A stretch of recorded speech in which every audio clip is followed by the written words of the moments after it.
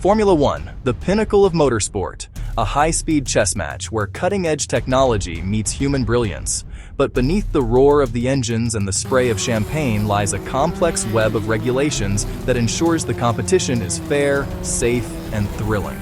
To truly appreciate the genius on display, you need to understand the rules of the game. So, let's dive deep. This is your ultimate guide to the rules of Formula One. We begin with Section 6.1, Track and Car Regulations. These are the foundational rules governing the physical space of the race and the incredible machines that compete within it. The racetrack itself is defined by two simple white lines. These lines mark the edge of the circuit, and the rule is absolute. All four wheels must remain within them. Cross these lines with all four wheels, and you've exceeded track limits. In qualifying, this means your lap time is deleted, a potentially devastating penalty. During the race, repeated offenses will earn you a time penalty. It's a constant battle of risk versus reward, as drivers push to the absolute millimeter to find an advantage. Within the track, there are specific zones for overtaking assistance.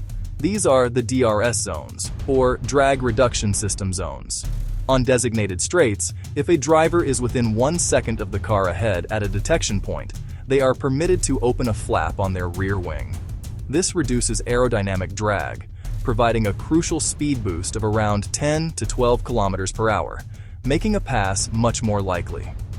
It's a key strategic element designed to promote closer racing. After the intensity of qualifying, the cars enter a state known as Parc Fermé, which is French for closed park. From this moment until the race begins, the cars are impounded. Teams are forbidden from making any significant setup changes. This crucial rule ensures that the car that achieved its qualifying position is the same car that starts the race, preventing teams from building a super-fast, one-lap special and then changing it for race day. Only minor tweaks and essential repairs are allowed, all under the watchful eye of the FIA scrutineers. Throughout the weekend, the cars are subject to intense scrutiny to ensure they are legal.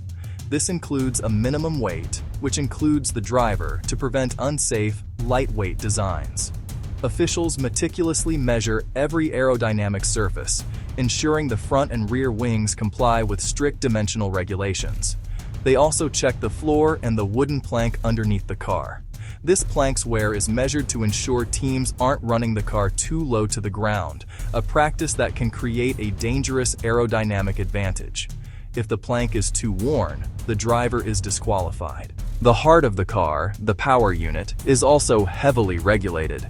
These are the most complex and expensive parts of an F1 car. To control costs and promote reliability, each driver is allocated a limited number of power unit components for the entire season. This includes the internal combustion engine, turbocharger, and hybrid systems. Exceed this allocation, and the driver receives a grid penalty, forcing them to start further back than where they qualified. It's a strategic headache for teams, balancing performance against the risk of a costly penalty. Finally, the only part of the car that touches the track: the tires. In dry conditions, teams have three compounds to choose from: the fast but less durable softs, the durable but slower hards, and the balanced mediums. For wet weather, there are two options: the intermediate for damp tracks and the full wet for heavy rain. Tire management is a dark art. The softs offer incredible grip for a short period, while the hards can last for a long stint but offer less performance. Choosing the right tire at the right time is often the key to victory. Now that we know the cars are legal and on the track, how do they win? That brings us to Section 6.2, the points system. This is the currency of success in Formula One. In a Grand Prix, points are awarded to the top 10 finishers. The winner receives a massive 25 points. Second place gets 18, third gets 15, and from there it descends. 12, 10, 8, 6, 4, 2, and a single precious point for 10th place. Every point is fought for, as these totals decide both the drivers' and constructors' world championships at the end of the season. There's also a bonus point on offer. The driver who sets the single fastest lap during the race is awarded 1 extra point. However, there's a catch. This bonus is only given if the driver also finishes the race inside the top 10. This rule prevents drivers outside the points from pitting for fresh tires at the end of the race just to steal the fastest lap point from a championship rival. On select race weekends, there's an additional, shorter race called the Sprint. This is a 100-kilometer dash with no mandatory pit stops. Here, points are awarded to the top 8 finishers, with the winner taking 8 points, second place 7, and so on, down to 1 point for 8th. These points count towards the championship and add another layer of excitement and strategic complexity to the weekend. But what happens if 2 drivers finish the season with the exact same number of points? In the event of a tie, the championship is decided by countback. The driver with the most race wins is ranked higher. If they have the same number of wins, it goes to the driver with the most second-place finishes, then thirds, and so on, until the tie is broken. This ensures there is always a definitive champion. It's important to remember there are 2 championships running simultaneously: the Drivers' Championship for the individual and the Constructors' Championship for the team. The constructors' points are calculated by simply adding the points of both of a team's drivers from each race. This is the prize the teams covet most, as it determines prize money and, ultimately, bragging rights in the pit lane. Points are won and lost not just on the track, but in the pit lane. Welcome to Section 6.3, Pit Stops and Strategy. This is where races can be transformed in a matter of seconds. The most fundamental rule of strategy is this. In a dry race, a driver must use at least 2 different compounds of slick tire. For example, they might start on the medium tire and finish on the hard. This rule forces at least 1 pit stop per car, opening the door for strategic gambles and turning the race into a dynamic puzzle. You cannot simply start on the most durable tire and run to the end. This mandatory stop creates the strategic battleground of the undercut versus the overcut. The undercut is when a driver pits their rival. They emerge on fresh, faster tires and can put in a series of quick laps. When their rival eventually pits, they may come out behind the car that pitted earlier. The overcut is the opposite, staying out longer on older tires, hoping to use the clean air to set faster lap times than the car that has already pitted and might be stuck in traffic. Pit timing is everything. Race strategy can be thrown into chaos by a safety car or a virtual safety car, or VSC. When deployed, these neutralize the race. Under a safety car, all cars must line up behind it and are not allowed to overtake. Under a VSC, drivers must stay above a minimum time delta, effectively slowing down by a set percentage across the entire lap.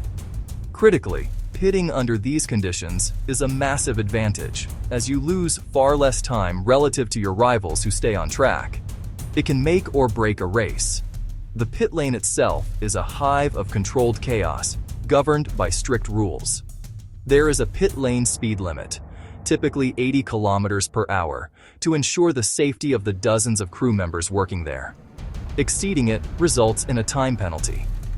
One of the most dangerous moments is the release. If a team releases a car into the path of another, it's deemed an unsafe release and will be heavily penalized.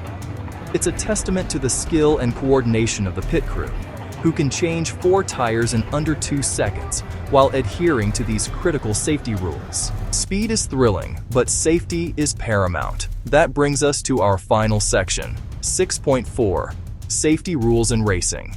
These are the regulations and innovations that protect the drivers and everyone involved. The primary language of safety on track is the flag system.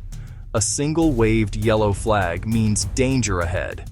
Drivers must slow down and be prepared to change direction. Double waved yellows mean the track is partially or wholly blocked. Drivers must slow down significantly and be prepared to stop. Overtaking is strictly forbidden under yellow flags. A blue flag is shown to a slower, lapped car, instructing them to let a faster, lead-lap car pass them without a fight. A red flag stops the race immediately, usually due to a major accident or dangerous track conditions.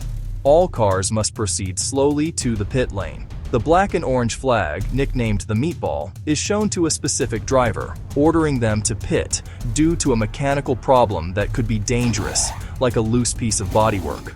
The black and white flag is like a yellow card in football. It's a warning for unsportsmanlike conduct. And finally, the most famous flag of all, the checkered flag, signaling the end of the race. The race begins with a formation lap, where drivers warm their tires and brakes. They then line up on the grid. The start sequence begins. 5 red lights illuminate one by one. When all 5 lights go out, the race begins. It's one of the most tense and explosive moments in all of sports. As we've seen, a safety car or VSC can be deployed at any time to neutralize the race and allow marshals to safely clear any hazards. The cars themselves are marvels of safety engineering. The halo, a titanium structure around the cockpit, can withstand the weight of a double-decker bus and has saved countless lives. The driver sits in a carbon fiber survival cell, an incredibly strong monocoque designed to protect them in a crash. They wear multi-layered, fireproof race suits, gloves, and balaclavas. And standing by at all times are the unsung heroes, the track marshals and the crew of the high-speed medical car, ready to respond to any incident in seconds. From track limits and tire compounds to point systems and pit stop strategies, these rules form the intricate DNA of Formula One. They are the framework that allows 20 drivers to push billion-dollar prototypes to their absolute limits, creating a spectacle of speed, skill, and strategy unlike any other. That's F1 in a nutshell. Clear rules, complex strategies, and flat-out racing.